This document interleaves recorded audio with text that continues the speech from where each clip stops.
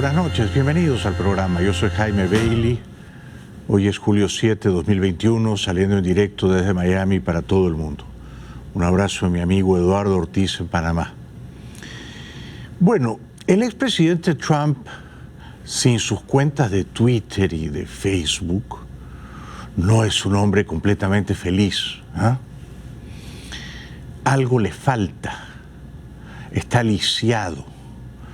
Le han amputado esa tribuna, esa prolongación o expansión de su organismo.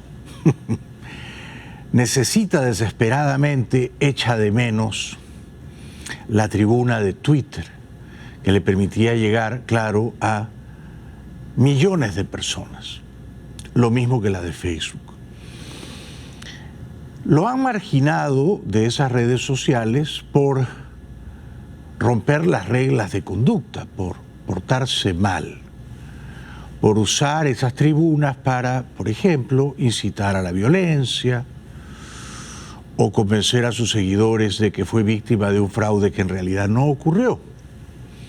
Pero Trump siente que estas redes sociales, principalmente Twitter, Facebook y Google, han sido injustas con él. Por eso hoy, en una puesta en escena que parecía presidencial, porque uno ve y dice, pero está en la Casa Blanca, y con un podio majestuoso que decía la oficina de Donald Trump, el expresidente anunció una demanda colectiva contra esas tres grandes corporaciones tecnológicas, es decir, Twitter, Facebook y Google. No perdona a los dueños y jefes de esas empresas de vanguardia que le hayan silenciado su tribuna, antes tan activa. Today, in conjunction with the America First Policy Institute, I'm filing as the lead class representative a major class action lawsuit against the big tech giants, including Facebook, Google, and Twitter, as well as their CEOs, Mark Zuckerberg, Sundar Pichai, and Jack Dorsey. Three real nice guys. Esos tres individuos son seguramente mucho más inteligentes y mucho más ricos que Trump, ¿no? Y han hecho unas contribuciones a la humanidad o a la cultura contemporánea o a la causa de la globalización mucho más enriquecedoras que las dudosas contribuciones que pudiera haber hecho el señor Trump.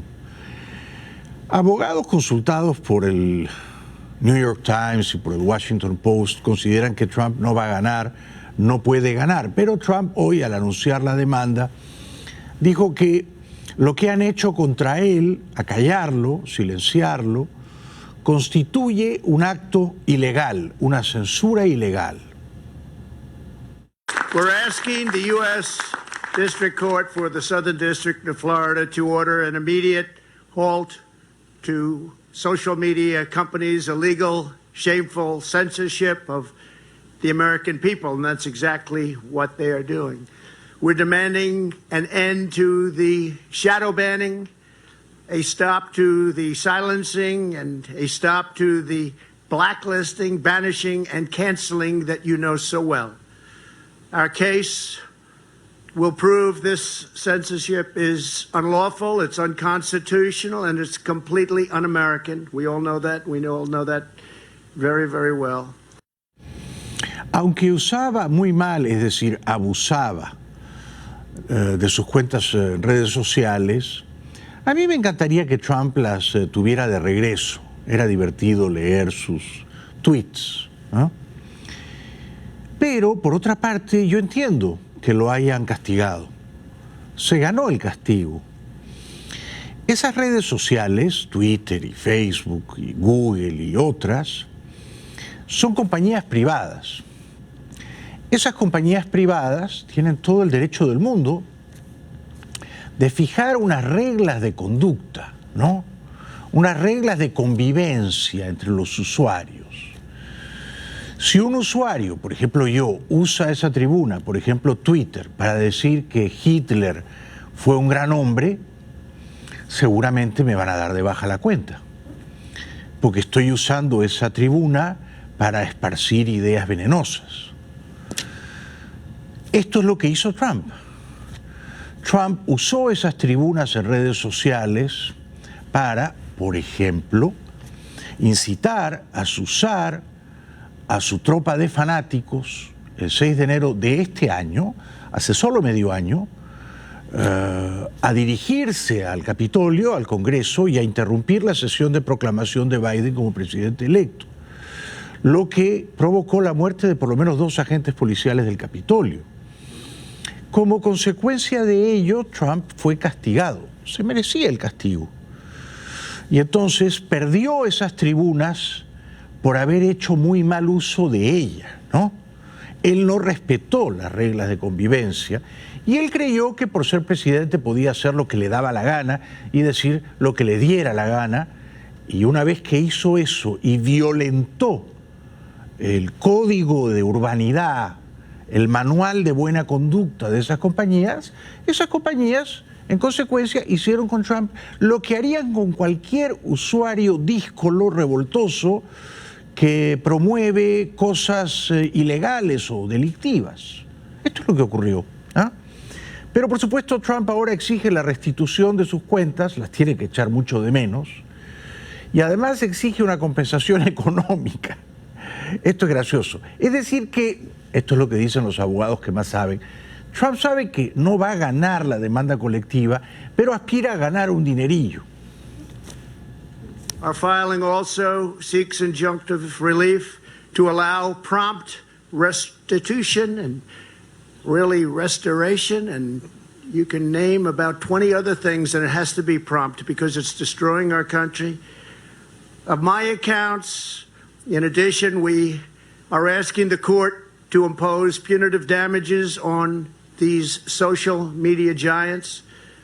We're going to hold big tech very accountable. This is the first of numerous other lawsuits, I assume, that would follow, but this is the lead, and I think it's going to be a very, very important game changer for our country.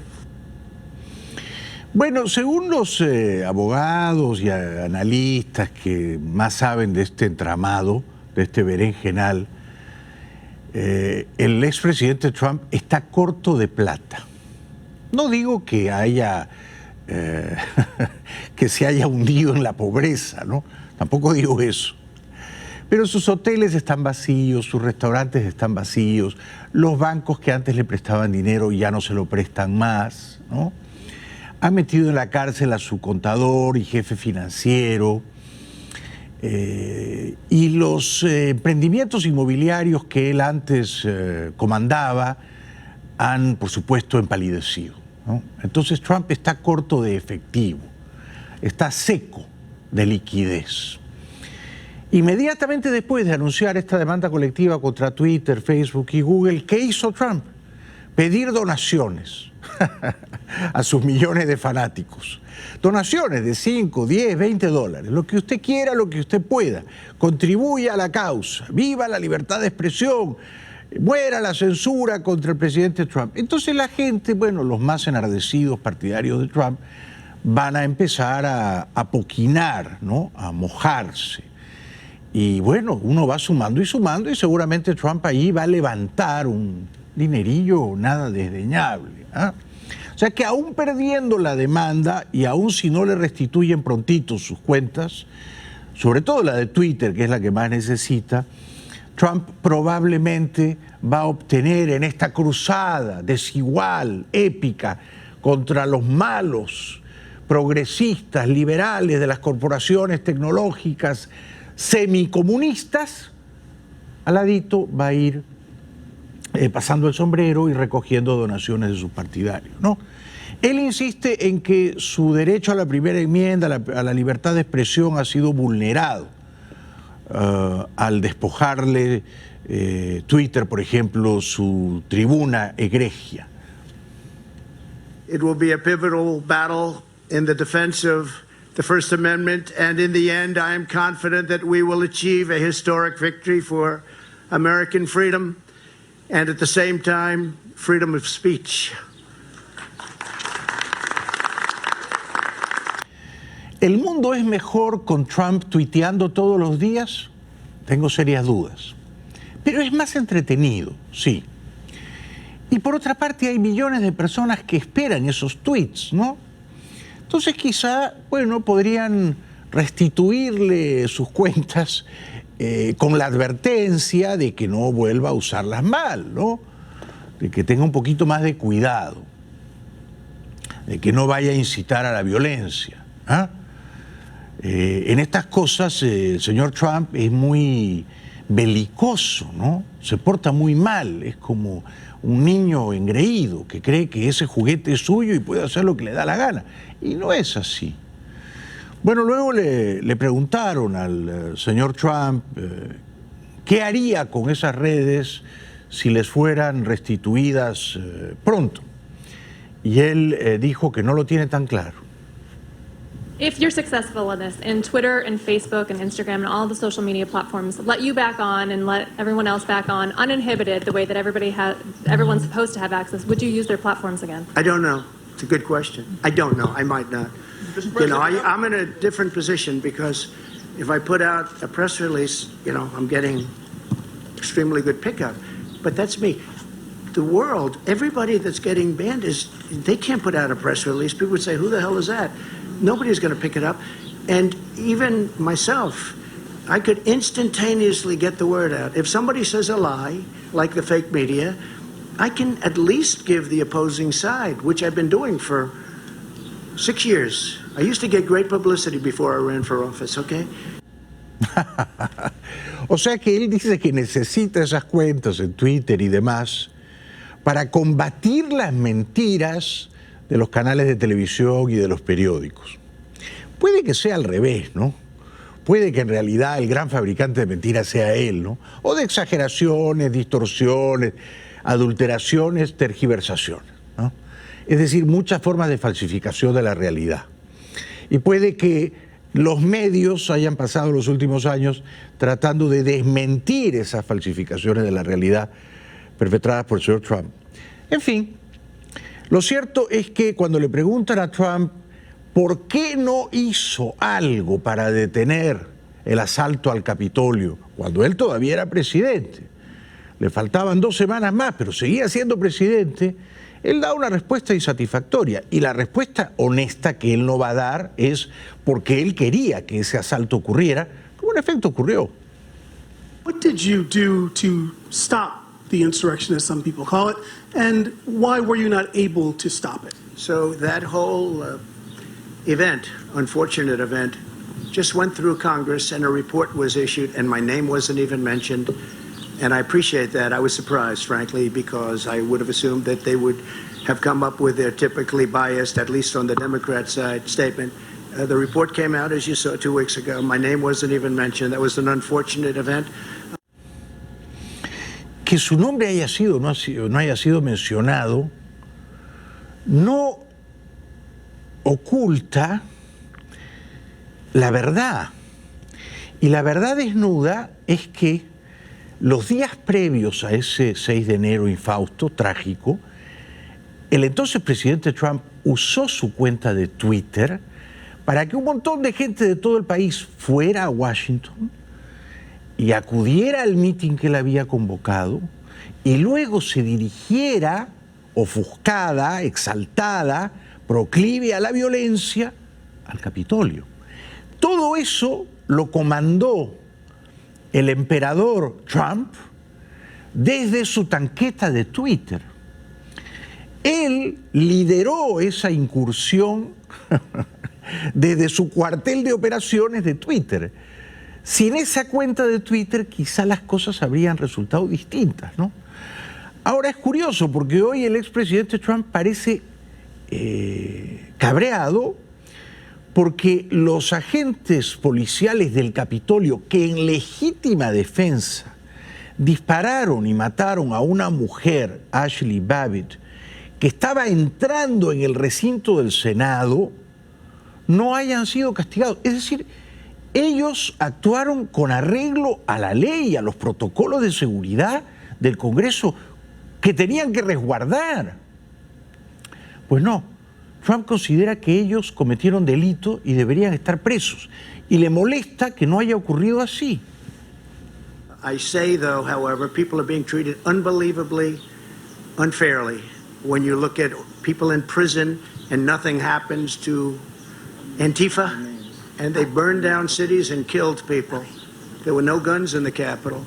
They burned, except for the gun that shot Ashley Babbitt, and nobody knows who that man were. If that were the opposite way, that man would be all over. He would be the most well-known, and I believe, I can say man, because I believe I know exactly who it is, but he would be the most well-known person in this country, in the world. Es muy impresionante, ¿no? Porque el expresidente Trump no parece comprender que no es lo mismo un policía que porta legalmente un arma de fuego disparando contra una delincuente que está invadiendo el Capitolio con propósitos evidentemente belicosos. No es lo mismo eso que una delincuente invadiendo el Congreso disparando contra un policía. No son cosas equivalentes. Trump dice, si hubiera sido al revés, si Ashley Babbitt hubiera disparado contra el policía.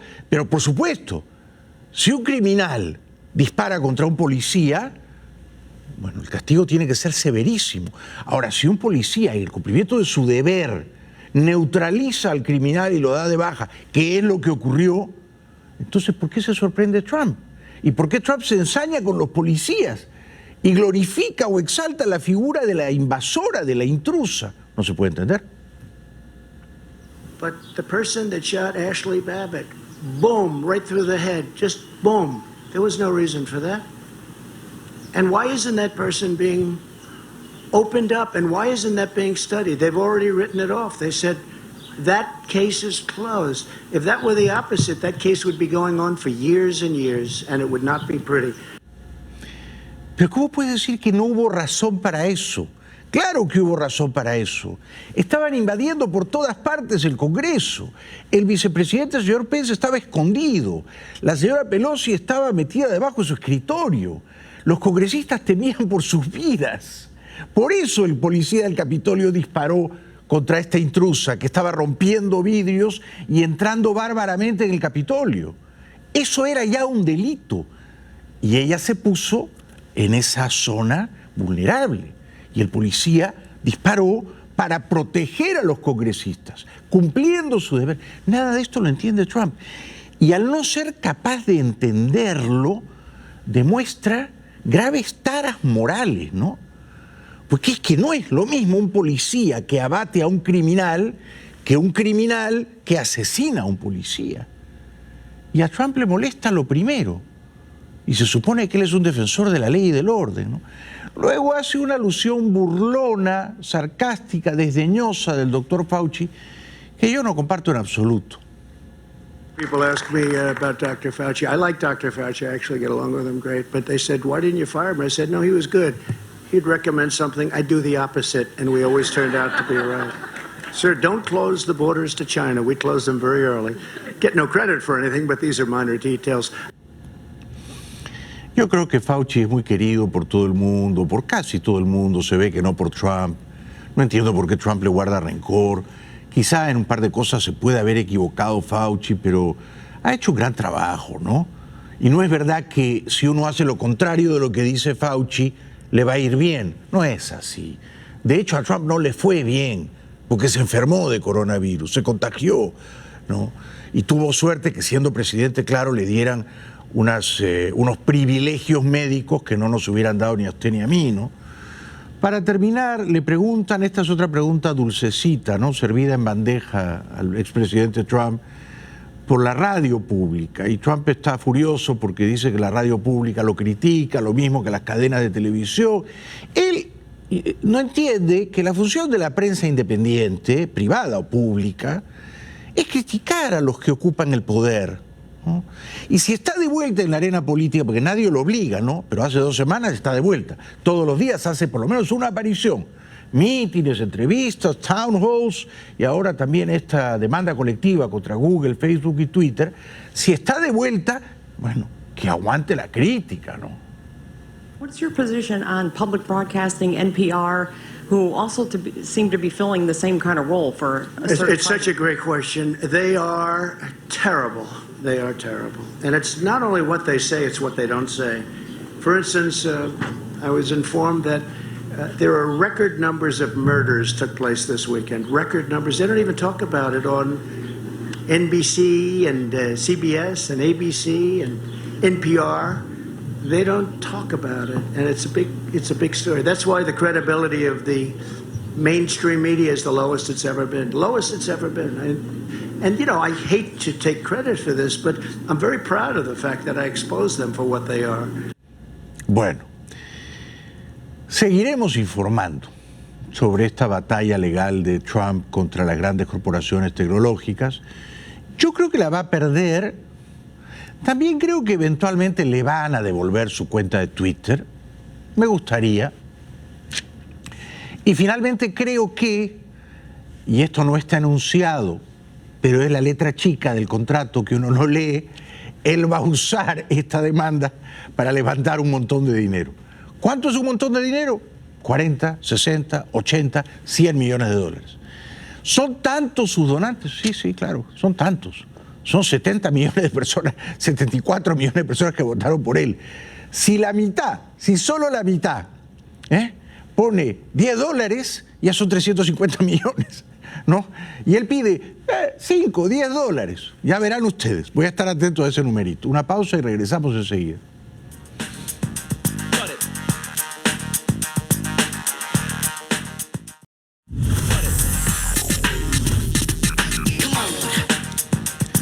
El otro día vi en el New York Times, en la edición en papel, algo que me sorprendió. Los últimos presidentes de Estados Unidos, desde Ford hasta Trump, incluyendo Trump, todos tenían el retrato de George Washington en el salón principal de la Casa Blanca. Biden ha cambiado ese retrato.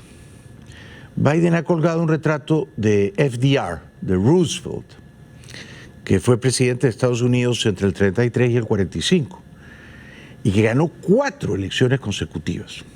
Murió en el poder, abril de 45. Biden quiere ser como Roosevelt. ¿Por qué?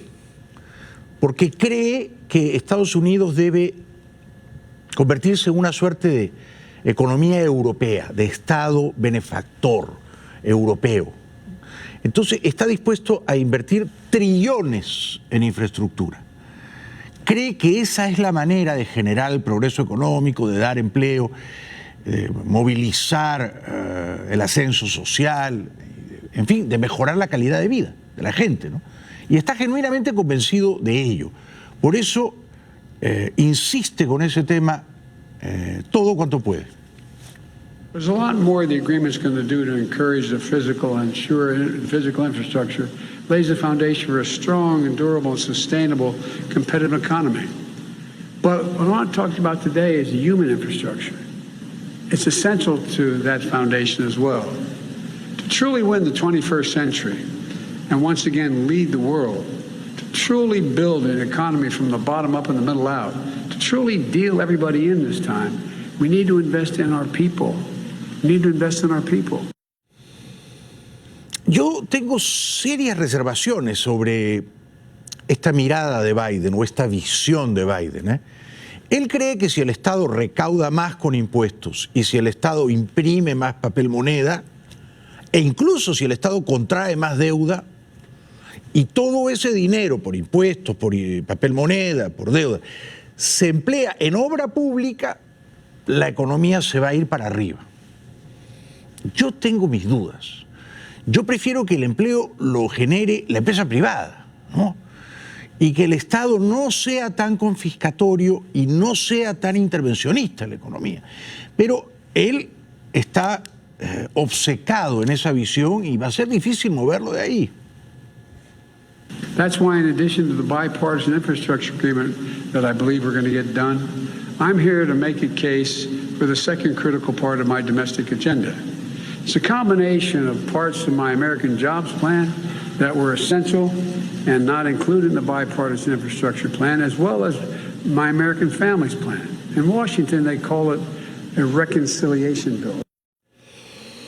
Biden hoy en Illinois, en Chicago, visitó una guardería, me parece, un centro de cuidado de los niños mientras sus padres trabajan, y recordó que él durante 5 años fue padre solo de 2 niños porque su esposa y su hijita murieron en un accidente de automóvil. I personally was a single parent for 5 years after my wife and daughter were killed, and I had 2 little boys. And I was a U.S. Senator. I was 29 years old, 30 years old, a U.S. Senator, and I could not afford child care. But I had a family to help. I had my best friend in the world was my sister. She and her husband moved into my home and helped me raise my kids, my brother, my mom. But people can't make it by themselves.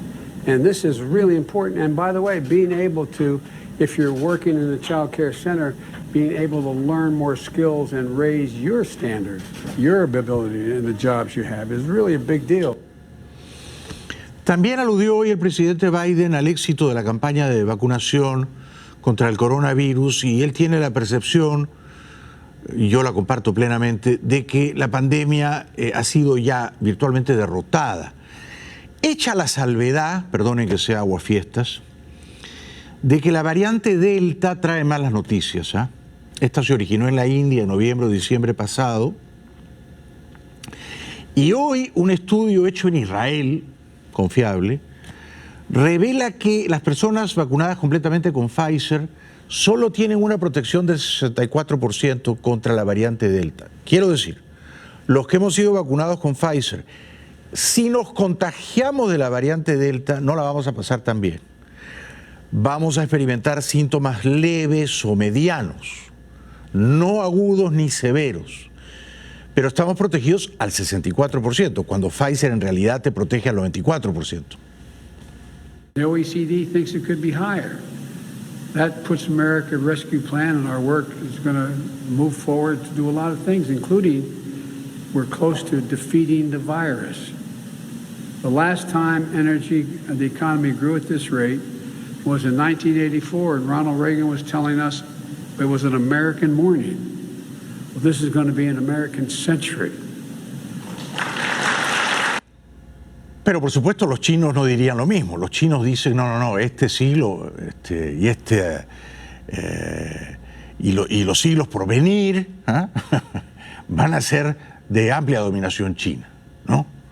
Esto está por verse, por supuesto, esto está por verse. Yo mucho no lo veré, espero que ustedes lo vean más completamente que yo.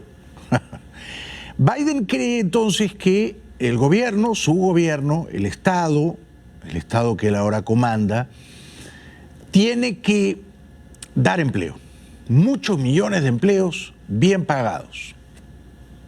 With my American Families Plan and the other elements of the Build Back Better agenda, experts in Wall Street, analysts have said that we'll create millions of good-paying jobs for years and decades to come, not just in the near term.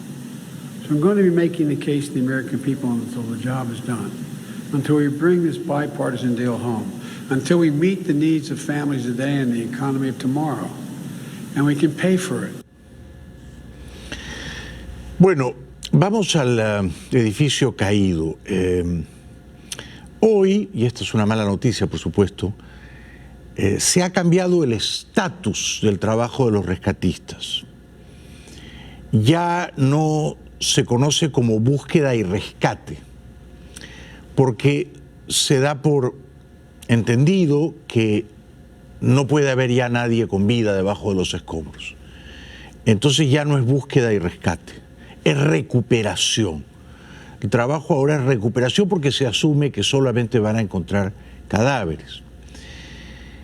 Ha bajado mucho la lista de desaparecidos. Me parece que el número final es 80 y pico, ¿no? O sea, se ha ido refinando la lista de desaparecidos. En este momento son 84 u 86. Y el número de fallecidos asciende ahora a 56, me parece.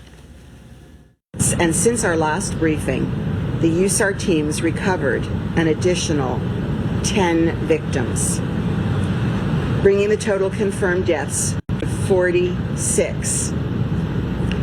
32 of these victims have been identified and next of kin notifications have been made. At this time, 200 people are now accounted for and 94 people are still unaccounted for. Pero esos números cambiaron a medida que progresó el día. Y entonces los desaparecidos son ahora no 90 y tantos, como dijo la alcaldesa de Miami, sino 86. Recuerden que antes eran 150, ¿no? Ahora son 86. Y los fallecidos, las víctimas, los cadáveres que han sido recuperados, no todos identificados, suman entonces 54. Más de 200 rescatistas siguen en el proceso, ahora ya no de búsqueda y rescate, sino de recuperación de los cuerpos sin vida. Visita al punto más cercano de la zona cero hasta ahora no detuvo a más de 200 rescatistas que trabajan con grúas, drones y otros a mano, todavía con la esperanza de encontrar sobrevivientes.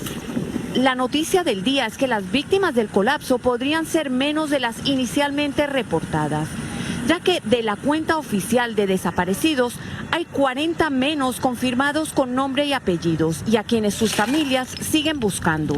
Sí, alrededor de 70 somos seguros y los restos hoy el día final para tratar de confirmar alguna información y si no confirmamos vamos a seguir con el número más bajo.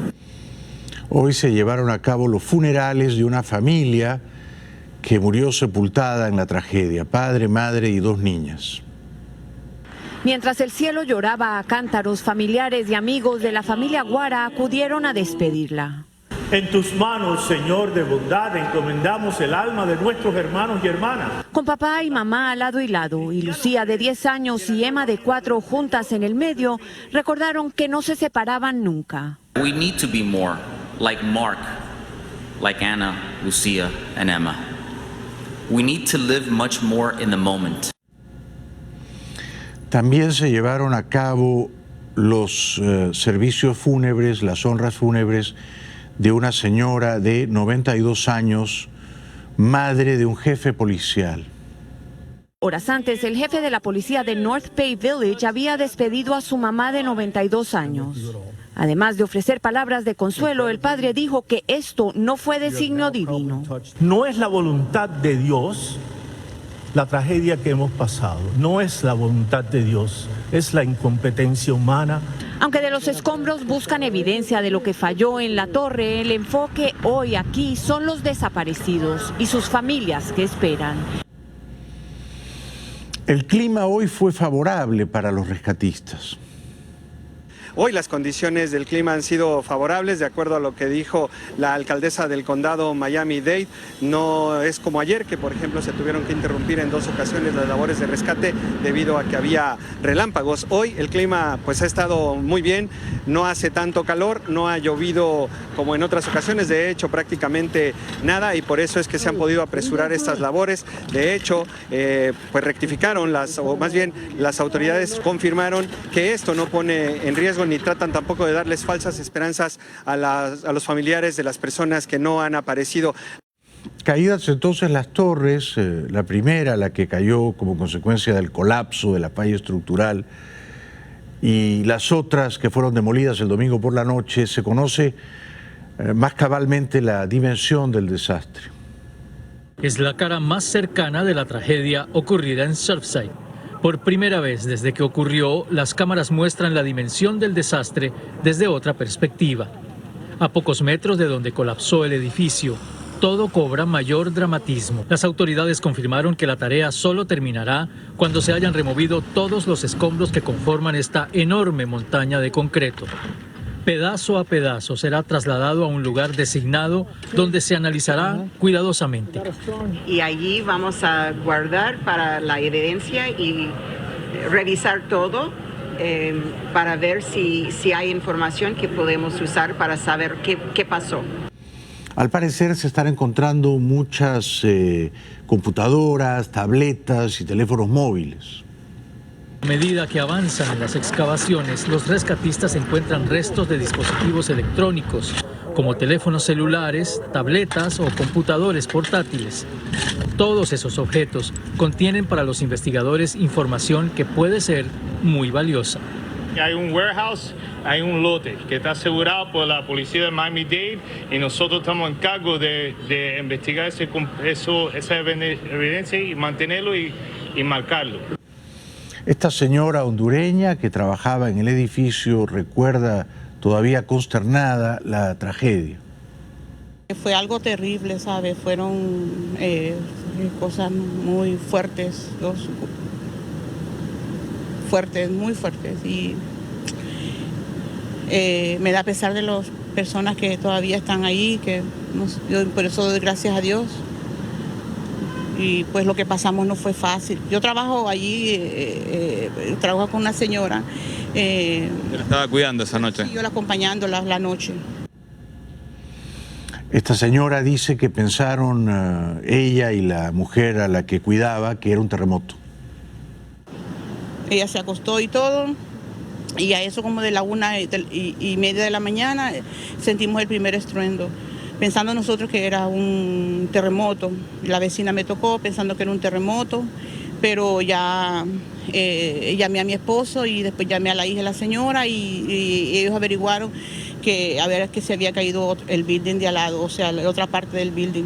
Y cuando usted sale al balcón y ve que el edificio de al lado ya no está, ¿qué pensó? ¿Qué fue? La señora me dice, se cayó el otro edificio y entonces miramos para abajo y ahí fue cuando miramos el montón de piedras y personas levantándose de los escombros. Una pausa será breve y regresamos enseguida.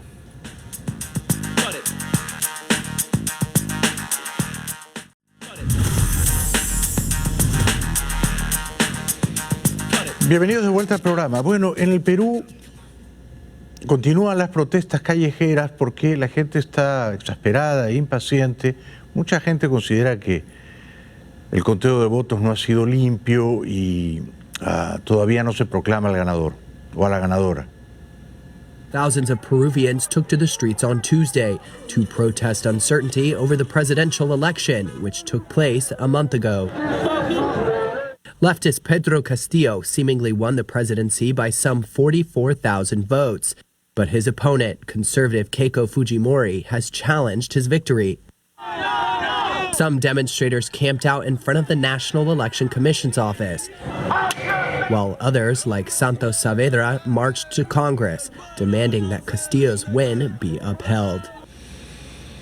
Ha sorprendido que el presidente peruano Sagasti, sin nombrarla claro, sugiriera que la señora Keiko Fujimori es una mala perdedora.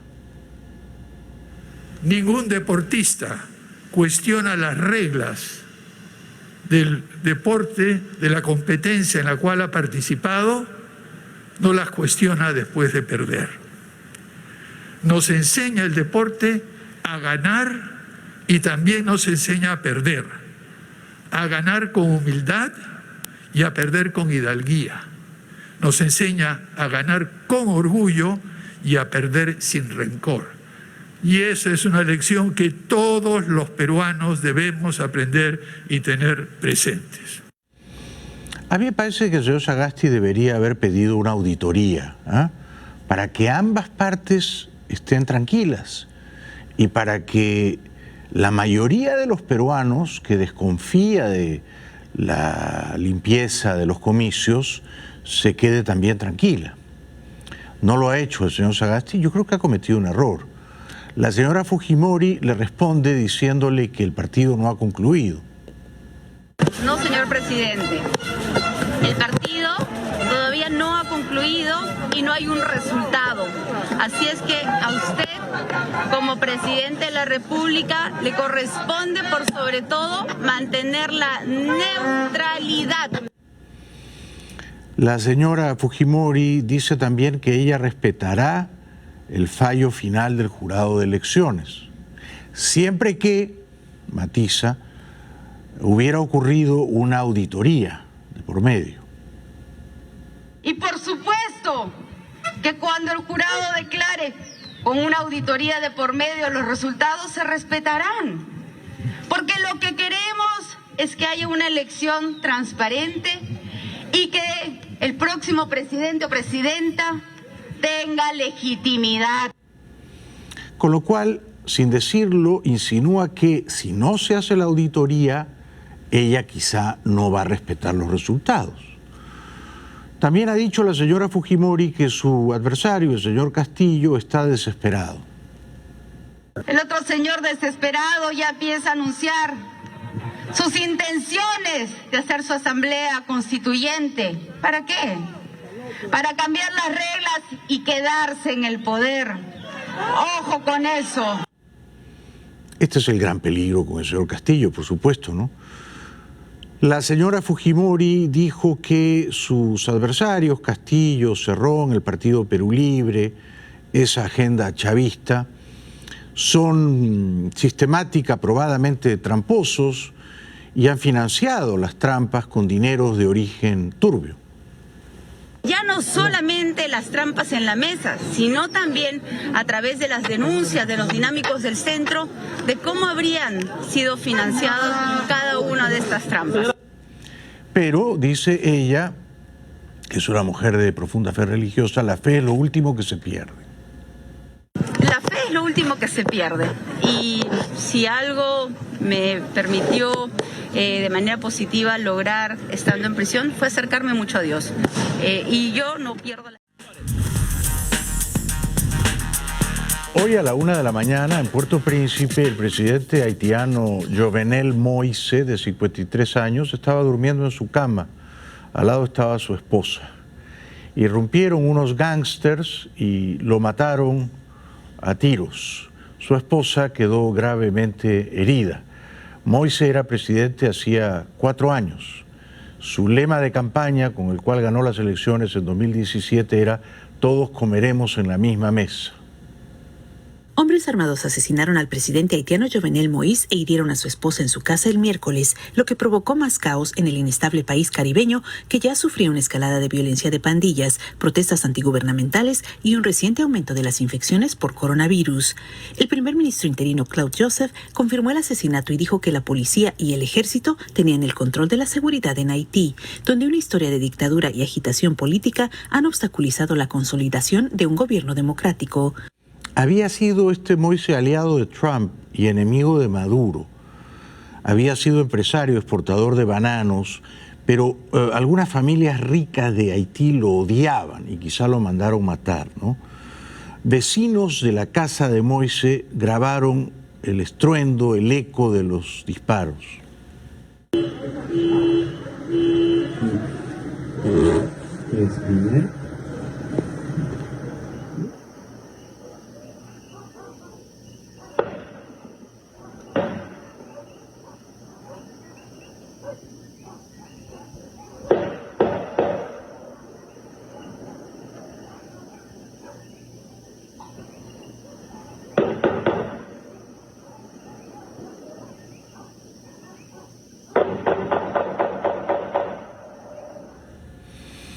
En Ámsterdam, los mafiosos, los gángsters, dispararon 5 tiros contra un valeroso periodista de investigación, De Vries, Peter De Vries.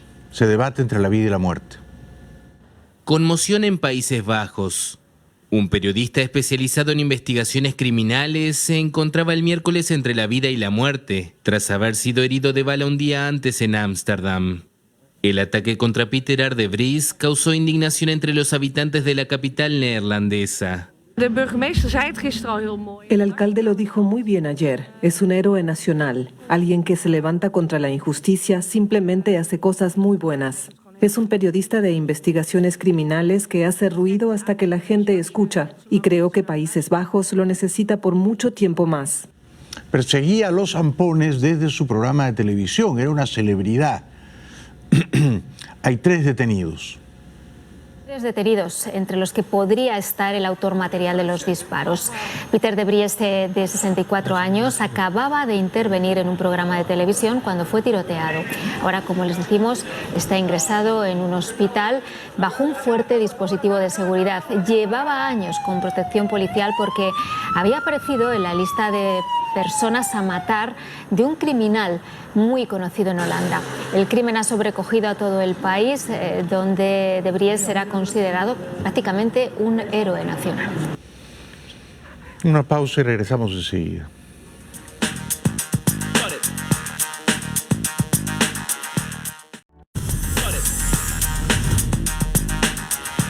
Bueno, en Venezuela, para terminar, el gobernador de Carabobo, el excéntrico y pintoresco señor Lacaba, Rafael Lacaba, anuncia que el coronavirus lo ha colonizado, pero no una vez ni dos, sino, dice él, si pudiéramos creerle, hasta 3 veces se ha contagiado de coronavirus este gobernador chavista y desangelado bufón de Maduro. Estoy celebrando porque me siento bien, gracias a Dios, me persigname, porque ustedes pueden creer que es la 3ª vez que me da COVID. 3 veces me ha dado COVID, 3 veces. Y aquí estoy todavía.